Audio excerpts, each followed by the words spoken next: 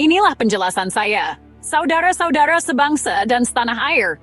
Seringkali sejarah hanya mencatat kemarahan saya terhadap Malaysia di awal tahun 60-an sebagai luapan emosi seorang pemimpin.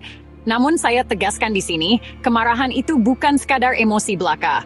Kemarahan saya berakar kuat pada keyakinan ideologis yang saya pegang teguh, pada perhitungan geopolitik yang matang demi kepentingan bangsa, dan pada kobaran nasionalisme yang menyala-nyala di dada setiap patriot Indonesia.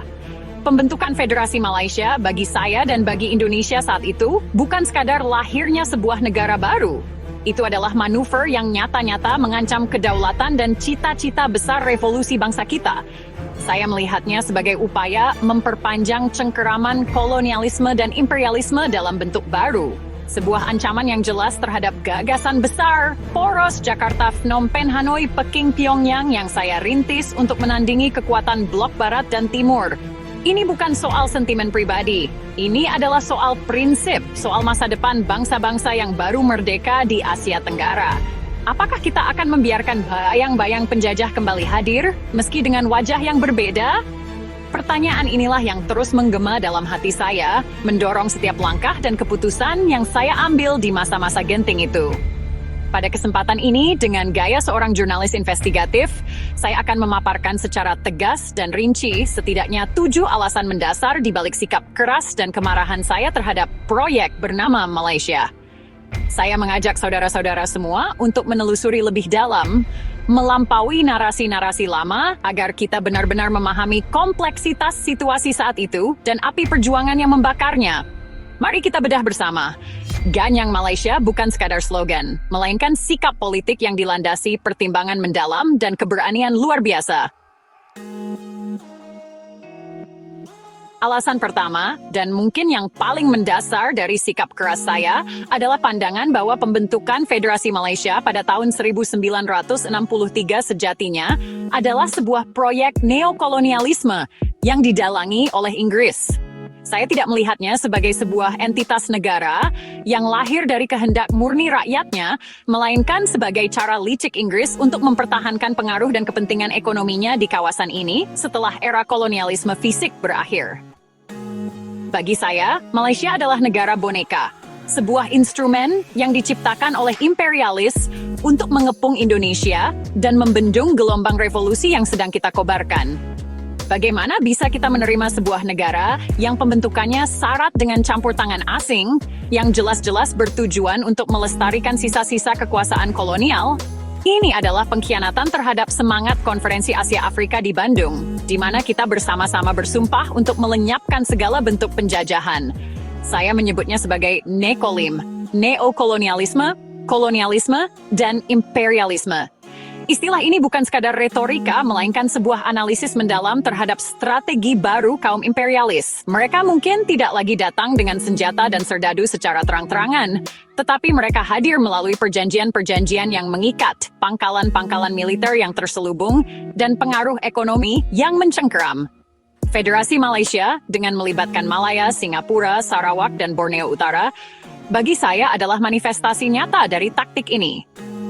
Mereka berusaha menciptakan sebuah benteng pertahanan bagi kepentingan Barat, khususnya Inggris, di depan hidung kita.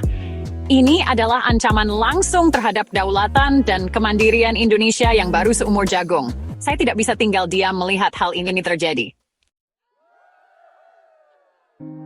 Kemarahan saya semakin memuncak ketika Inggris dan Malaya secara sepihak melanjutkan pembentukan Federasi Malaysia tanpa mengindahkan kesepakatan Manila. Anda perlu tahu, sebelumnya, Indonesia, Filipina, dan Malaya telah mencapai sebuah konsensus penting dalam konferensi tingkat tinggi di Manila pada Agustus 1963. Salah satu butir kesepakatan tersebut adalah bahwa pembentukan Malaysia akan didahului dengan jajak pendapat yang jujur dan adil di wilayah Sabah dan Sarawak untuk memastikan kehendak rakyat setempat. Perserikatan Bangsa-Bangsa ditugaskan untuk melaksanakan misi ini. Namun, apa yang terjadi? Sebelum tim PBB menyelesaikan tugasnya secara tuntas dan melaporkan hasilnya, Federasi Malaysia sudah diproklamasikan pada 16 September 1963. Ini adalah sebuah pelanggaran terang-terangan terhadap kesepakatan yang telah dicapai bersama, sebuah tamparan keras bagi diplomasi Indonesia. Saya merasa dikhianati. Bagaimana mungkin kita membangun kepercayaan dan hubungan baik di kawasan jika komitmen yang telah disepakati dengan mudahnya diingkari? Proses yang terburu-buru dan mengabaikan aspirasi rakyat Sabah dan Sarawak ini semakin memperkuat dugaan saya bahwa Federasi Malaysia bukanlah proyek yang demokratis, melainkan sebuah pemaksaan kehendak oleh kekuatan eksternal. Mereka seolah-olah menganggap remeh Indonesia dan Filipina. Sikap arogan inilah yang memicu respons keras dari saya. Kredibilitas PBB pun dipertaruhkan karena proses yang seharusnya menjadi penentu legitimasi justru diabaikan begitu saja. Saya memiliki visi besar untuk Indonesia menjadi mercusuar, menjadi pemimpin di kawasan Asia Tenggara, bahkan di antara negara-negara dunia ketiga. Indonesia, dengan jumlah penduduk terbesar, sumber daya alam melimpah, dan sejarah perjuangan kemerdekaan yang heroik, pantas memegang peranan sentral dalam menentukan arah masa depan kawasan ini. Pembentukan Federasi Malaysia yang secara terang-terangan bersekutu dengan Blok Barat dan menjadi anggota Persemakmuran Inggris, saya pandang sebagai ancaman langsung terhadap visi geopolitik tersebut. Kehadiran Malaysia yang pro-Barat menciptakan sebuah kutub kekuatan baru yang berpotensi menggerogoti pengaruh Indonesia dan menghambat upaya saya untuk membangun poros kekuatan anti-imperialis di regional. Bagaimana Indonesia bisa memimpin jika di depan pintu kita berdiri sebuah negara yang menjadi perpanjangan tangan kepentingan asing? Ini bukan sekadar soal persaingan pengaruh biasa, melainkan pertarungan ideologi dan visi masa depan Asia Tenggara. Saya menginginkan sebuah kawasan yang mandiri, bebas dari intervensi kekuatan manapun, dan bersatu padu untuk mencapai kemakmuran bersama. Malaysia, dalam pandangan saya saat itu, justru menjadi penghalang tercapainya cita-cita tersebut. Mereka seolah membangun tembok yang memisahkan Indonesia dari upaya untuk menggalang kekuatan bersama negara-negara progresif lainnya. Keberadaan pangkalan militer Inggris di Singapura, yang kemudian menjadi bagian dari Malaysia, adalah bukti nyata bahwa federasi ini akan terus berada di bawah bayang-bayang Barat, dan itu tidak bisa saya terima. Retorika anti-imperialis dan anti-kolonialisme adalah napas perjuangan saya dan juga napas bangsa Indonesia. Sejak awal kemerdekaan, kita telah mendeklarasikan perang terhadap segala bentuk penjajahan. Maka, ketika saya melihat Malaysia sebagai proyek neokolonialisme, secara alamiah seluruh instrumen ideologis dan retorika yang saya miliki akan dimaksimalkan untuk melawannya. Slogan Ganyang Malaysia yang begitu terkenal itu bukanlah sekadar ungkapan kemarahan tanpa dasar. Itu adalah puncak dari akumulasi kekecewaan, analisis ideologis, dan upaya untuk membangkitkan semangat perlawanan rakyat Indonesia. Kata ganyang adalah simbol tekad untuk menghancurkan, melumatkan, dan menyingkirkan ancaman yang ada di depan mata. Pidato-pidato saya yang berapi-api, yang menyerukan persatuan nasional untuk menghadapi Antek Nekolim Malaysia, bertujuan untuk mengkonsolidasikan kekuatan dalam negeri dan menunjukkan kepada dunia bahwa Indonesia tidak akan pernah tunduk pada tekanan imperialis. Retorika ini menjadi alat yang sangat efektif untuk memobilisasi massa, membakar semangat patriotisme, dan memperkuat identitas nasional sebagai bangsa pejuang.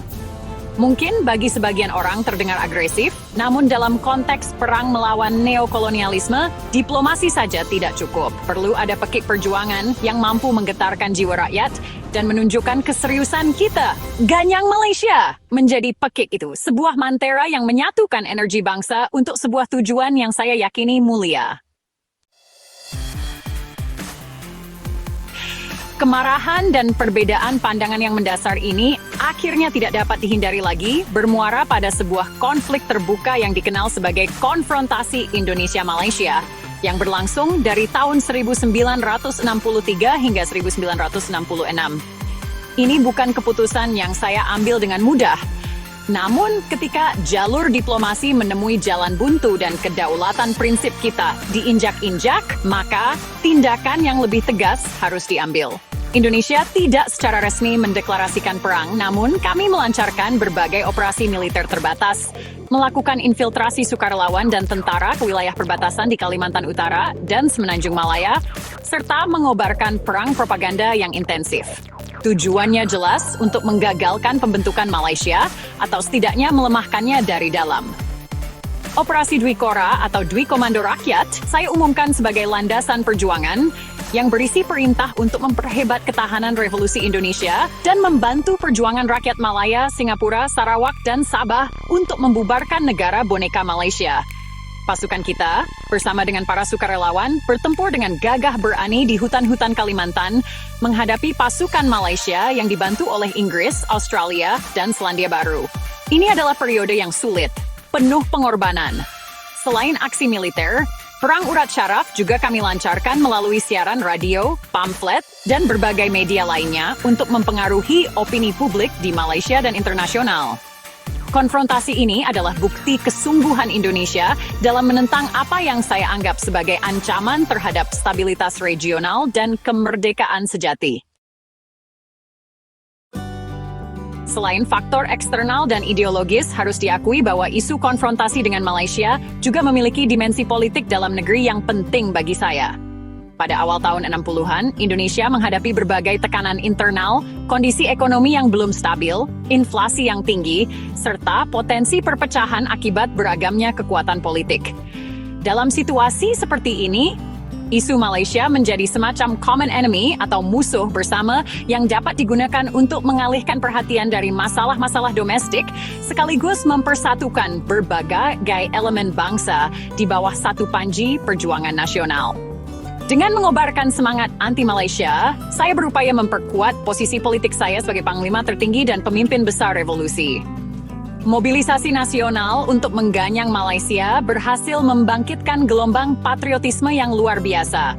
Rakyat dari berbagai lapisan masyarakat, dari Sabang sampai Merauke, merasa terpanggil untuk berpartisipasi dalam perjuangan ini, baik secara langsung maupun tidak langsung. Ini membantu menciptakan rasa persatuan dan kesatuan yang sangat dibutuhkan di tengah berbagai tantangan yang ada. Konfrontasi juga memberikan saya justifikasi untuk memperkuat peran angkatan bersenjata dan meningkatkan anggaran pertahanan. Meskipun ada risiko dan biaya yang besar, isu Malaysia terbukti efektif dalam mengkonsolidasikan kekuatan nasional dan memperkokoh legitimasi kepemimpinan saya di mata rakyat pada periode yang penuh gejolak tersebut. Dalam konstelasi politik dalam negeri Indonesia saat itu, Partai Komunis Indonesia atau PKI memainkan peran yang sangat signifikan, terutama dalam mendukung kebijakan konfrontasi terhadap Malaysia. PKI, sebagai salah satu kekuatan politik terbesar, memberikan dukungan penuh dan tanpa syarat terhadap sikap keras saya. Bagi mereka, Malaysia adalah representasi imperialisme barat dan konfrontasi adalah bagian dari perjuangan global melawan Nekolim. Dukungan dari PKI ini tentu saja memperkuat posisi saya, terutama dalam menghadapi kelompok-kelompok politik lain yang mungkin memiliki pandangan berbeda atau lebih moderat. Aliansi antara nasionalis, agama, dan komunis atau NASAKOM yang saya gagas menemukan momentumnya dalam isu konfrontasi ini. Namun di sisi lain, kedekatan saya dengan PKI dan dukungan penuh mereka terhadap konfrontasi justru memperburuk hubungan Indonesia dengan negara-negara barat, khususnya Amerika Serikat dan sekutunya. Mereka semakin khawatir dengan meningkatnya pengaruh komunis di Indonesia dan melihat konfrontasi sebagai bukti agresivitas Indonesia yang didorong oleh PKI. Dinamika politik segitiga antara saya, Angkatan Darat, dan PKI menjadi semakin kompleks dengan adanya isu Malaysia. Sementara PKI mendukung penuh sebagian elemen di Angkatan Darat mungkin memiliki kalkulasi yang berbeda terkait eskalasi konflik. Keterlibatan PKI dalam memobilisasi massa dan buruh untuk mendukung konfrontasi juga menjadi catatan tersendiri yang pada akhirnya turut mempengaruhi peta politik nasional menjelang peristiwa tragis tahun 1965. Jelaslah kini, pemirsa, bahwa kemarahan saya terhadap Malaysia bukanlah sebuah reaksi emosional semata. Ia lahir dari jalinan kompleks antara keyakinan ideologis yang anti-imperialis, kalkulasi geopolitik untuk menjadikan Indonesia sebagai kekuatan utama di Asia Tenggara, serta kebutuhan untuk menjaga stabilitas dan konsolidasi politik di dalam negeri yang tengah bergejolak. Pembentukan Federasi Malaysia saya pandang sebagai ancaman nyata terhadap kedaulatan, kemandirian, dan cita-cita revolusi Indonesia. Pelanggaran kesepakatan Manila hingga retorika ganyang Malaysia adalah manifestasi dari sikap tegas tersebut yang kemudian berujung pada konfrontasi bersenjata. Namun, sejarah terus berjalan dan setiap episode memiliki akhir ceritanya. Konfrontasi Indonesia-Malaysia yang penuh ketegangan itu akhirnya mereda dan berakhir seiring dengan perubahan peta politik di Indonesia, terutama setelah peristiwa Gerakan 30 September 1965 dan transisi kekuasaan yang mengakhiri era pemimpinan saya. Pemerintahan Orde Baru di bawah kepemimpinan Jenderal Soeharto kemudian mengambil langkah-langkah untuk menormalisasi hubungan dengan Malaysia.